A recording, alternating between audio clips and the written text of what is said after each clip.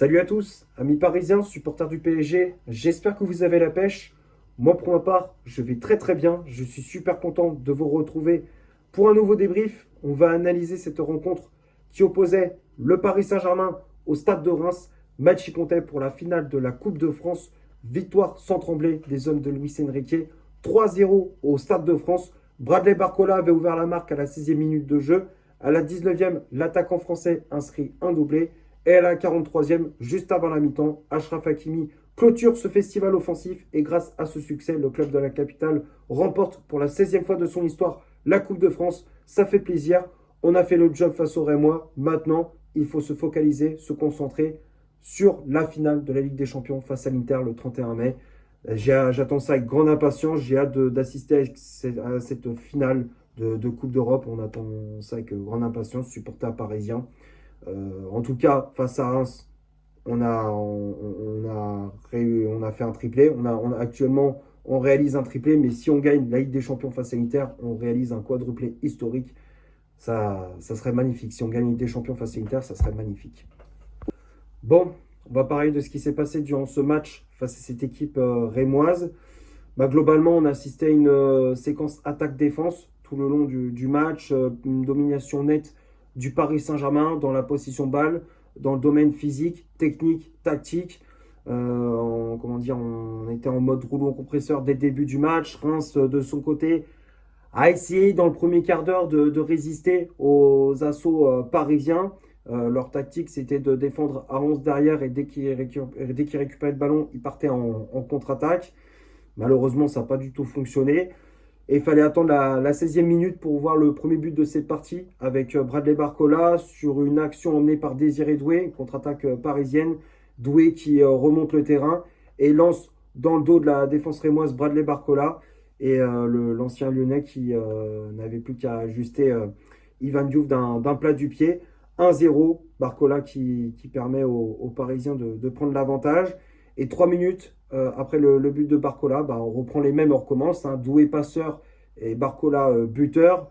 L'action se déroule dans le camp rémois, une nouvelle fois avec Marquinhos qui lance dans le dos Désiré Doué sur le côté droit. L'ancien Rennais qui fait parler sa vitesse et derrière le centre à terre au second poteau pour Barcola qui n'avait plus qu'à marquer dans le but vide. 2-0, le break est fait. Paris qui se met vite à l'abri dans cette finale. On pousse pour mettre un troisième but avec Désiré Doué, avec Dembélé. Reims qui, malgré tout, résiste.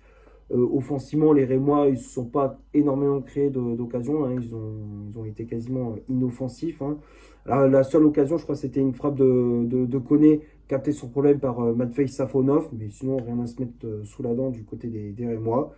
Et à la 43e minute, juste avant la mi-temps, c'est Achraf Hakimi qui plie le match sur une action de côté gauche avec Fabien Ruiz qui trouve Bradley Barcola dans la surface. Et derrière, le Français qui centre au second poteau pour Achraf Hakimi qui reprend plat du pied. La reprise de volée du Marocain passe entre les jambes d'Ivan Diouf, le gardien rémois. 3-0. Comme je disais, le match était plié à la mi-temps. La deuxième période, c'était plus calme, plus soft pour le Paris Saint-Germain. Luis Enrique qui a fait tourner son effectif avec les entrées de Gonzalo Ramos, de Lucas Hernandez, de Mayoulou ou encore de Warren Zaïre-Emery. Voilà, il n'y avait rien de spécial dans cette deuxième période. Voilà, Paris qui s'impose 3-0 dans cette finale de Coupe de France. Maintenant, on va passer à la composition d'équipe que Luis Enrique a alignée pour ce match. Le 11 de départ, je l'affiche juste ici. Donc l'entraîneur espagnol a aligné comme d'habitude son bon vieux 4-3-3 avec Matvei Safonov dans les cages. La charnière centrale, c'était Marquinhos associé à Willian Pacho. Marquinhos qui avait le brassard de capitaine. Les latéraux, Achraf Hakimi à droite, Nuno Mendes à gauche. Le milieu de terrain, Vitinha positionné en 6. Fabien Ruiz et João Neves en relayeur. Et le trio d'attaque avec Désiré Doué, ailier droit, Bradley Barcola, ailier gauche à la place de Kvaratskhelia, forfait de dernière minute pour une grosse migraine, le Géorgien qui souffrait du migraine avant le coup d'envoi. Donc Barcola a pris sa place de titulaire. Et en pointe, en faux numéro 9, le Français Ousmane Dembélé. Les changements effectués par l'entraîneur parisien, donc comme je disais, on a vu l'entrée de Gonzalo Ramos à la place de Vitinha, Lucas Hernandez qui est rentré à la place de Nuno Mendes sur le côté gauche de la défense parisienne, Seny Mayulu qui est rentré au milieu de terrain à la place de João Neves, Warren Zaïre-Emery qui est rentré à la place de Désiré Doué, et pour finir, l'entrée du Brésilien Lucas Beraldo à la place de William Pacho en défense. Que dire sur cette compo? Bah, pas grand-chose, hein, rien de spécial, mis à part la titularisation de Safonov dans les cages à la place de Donnarumma, laissé sur le banc. Safonov qui a gagné du temps de jeu. Bah, il n'a pas eu grand-chose à faire dans ce match, hein, un match assez relax pour le portier russe. On a vu Bradley Barcola titulaire à la place de Kvaratskhelia qui était forfait de dernière minute, comme je le disais. Normalement, ça doit être Kvaratskhelia dans ce rôle d'ailier gauche. Et malheureusement, ça n'a pas été le cas, mais il a très bien été remplacé. Barcola qui a fait le taf, qui a fait le job. Et puis après, Luis Enrique a très bien géré son groupe avec les remplaçants qui sont rentrés pour faire souffler les titulaires. J'ai rien d'autre à rajouter. Luis Enrique gère à la perfection son équipe. On va passer maintenant du côté des statistiques de cette rencontre. On va commencer par le Paris Saint-Germain. Les Parisiens ont eu 76% de possession de balle, 11 tirs réalisés dans le match, dont 8 frappes cadrées, 806 passes réalisées dans le match, dont 740 passes réussies, 38 duels gagnés, 12 fautes commises, un arrêt effectué par Matvei Safonov, 19 centres réalisés dans le match, 10 corners obtenus et 23 tacles réussis. Et du côté du Stade de Reims, 24% de possession de balle, 3 tirs réalisés dans le match, dont une frappe cadrée, 246 passes, dont 182 passes réussies, 43 duels gagnés, 2 fautes commises, 5 arrêts effectués par Ivan Diouf, 8 centres réalisés dans le match, un corner obtenu, 18 tacles réussis. Donc quand on regarde les statistiques, une domination nette du Paris Saint-Germain dans la possession de balle, dans les occasions, dans la maîtrise technique, hein, dans les passes et ainsi de suite. Côté Rémois, c'est vrai que ça ne s'attendait pas à des miracles, hein. Moi personnellement, je pensais que Reims allait proposer un peu plus de jeu, même si c'est vrai qu'ils sont en difficulté cette saison, mais je me suis dit, la Coupe de France, c'est une autre compétition. Ils ont quand même fait un beau parcours, hein, ils sont allés jusqu'en finale. Je pensais qu'ils allaient justement montrer un autre visage, être plus convaincants dans le jeu, mais au final, non, ils ont essayé de se contenter de défendre et de jouer en contre. Et malheureusement, ça n'a pas du tout fonctionné pour les Rémois. On va finir la vidéo sur les tops et les flops de cette rencontre. Comme d'habitude, je fais les affiches juste ici. Pour moi, j'ai aucun flop. Tout le monde a été bon, tout le monde a été au niveau. Safonov, il n'a pas eu grand-chose à faire du match. Il a eu un match tranquille, le portier russe, comme je le disais.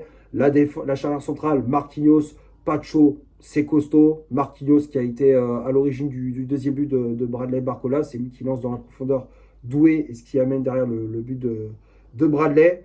Marquinhos qui a été sérieux dans son match, de l'autorité dans ses duels, de l'agressivité, relance propre, rien à dire. Pacho également, c'est propre.